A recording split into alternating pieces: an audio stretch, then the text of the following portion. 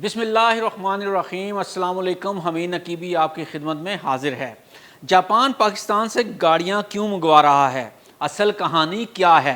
कभी सोचा है जापान?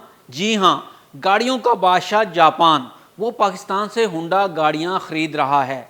क्या ये अनहोनी नहीं है?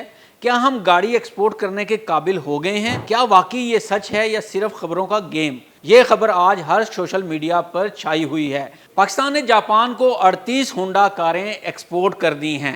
अप्रैल 2025 यानी कोई 3 महीने पहले भी पाकिस्तान ने 40 गाड़ियां जापान को एक्सपोर्ट की थीं।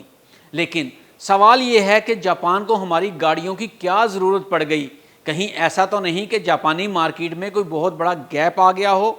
आज की वीडियो में हम यही खोज लगाएंगे, असल कहानी, असल मकसद और वो राज जो बाज़ाहिर किसी को नज़र नहीं आ रहे। सबसे पहले तो खबर की तस्दीक करते हैं, ये झूठ है या सच। ये कोई झूठी या फर्जी खबर नहीं, बल्कि खुद होंडा एटलस कार्स पाकिस्तान ने 28 जुलाई 2025 को बाज़ाब्ता तौर पर तस्दीक की है कि 38 होंडा सिटी 1.2 एल जो पाकिस्तान में असम्बल की गई थी, जापान एक्सपोर्ट की गई हैं। ये पहला मौका है जब पाकिस्तान में बनी हुई होंडा गाड़ियां जापान जैसे तरक्की याफ्ता मालिक को बरामद की गई हैं। यानी ये एक तारीखी लम्हा है। लेकिन सिर्फ 38 गाड़ियां, तो क्या ये एक नॉर्मल तजारती शिपमेंट है या कुछ और यहाँ सवाल ये भी पैदा होता है कि जापान जैसे मुल्क को हमारी गाड़ियाँ क्यों दरकार हैं। यहाँ मामला दिलचस्प होता है। जापान वो मुल्क है जहाँ दुनिया की जदीद तरीन कारें बनती है।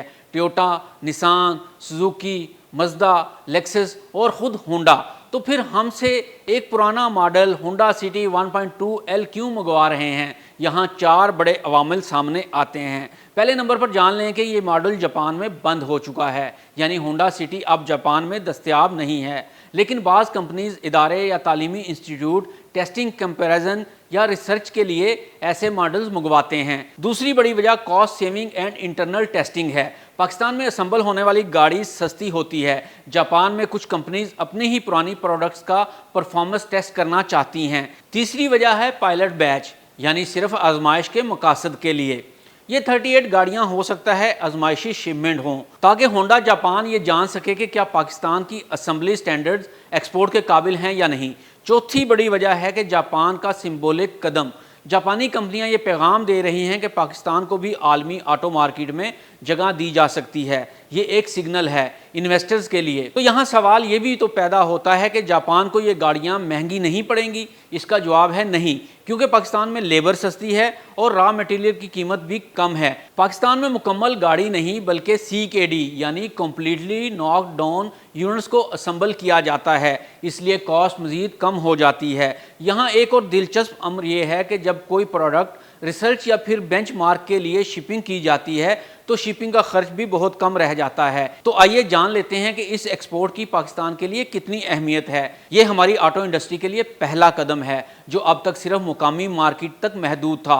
अगर ये आजमाइशी शिपमेंट कामयाब रही तो पाकिस्तान फ्यूचर में गाड़ियाँ मशरक़ वस्ता, अफ्रीकी ममालिक और जनूबी एशिया को बरामद कर सकता है। इन्वेस्टमेंट का ये कदम फॉरेन इन्वेस्टमेंट के दरवाजे खोल सकता है। एक्सपोर्ट बढ़ने से असम्बली प्लांट्स, पार्ट सप्लायर्स और लॉजिस्टिक में रोज़गार बढ़ सकता है। ये 38 गाड़ियाँ अलामती हैं, लेकिन अगर हमने इस मौका को सही इस्तेमाल किया तो हम पाकिस्तान में लोकल ऑटो R&D मरकज़ बना सकते हैं, कंप्लीट कार्स एक्सपोर्ट्स कर सकते हैं और सबसे बढ़कर असम्बल्ड इन पाकिस्तान को एक आलमी ब्रांड बना सकते हैं।